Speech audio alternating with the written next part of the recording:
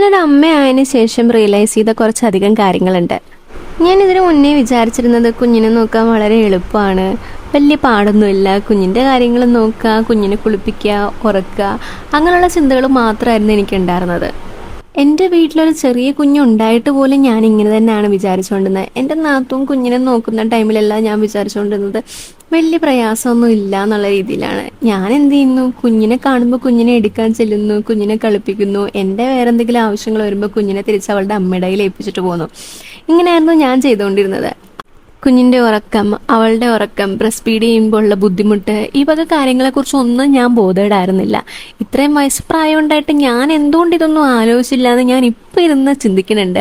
കാരണം ഞാനൊരു അമ്മയായതിനു ശേഷമാണ് ഞാൻ ഈ കാര്യങ്ങളെപ്പറ്റിയെല്ലാം തിരിച്ചറിയുന്നത്.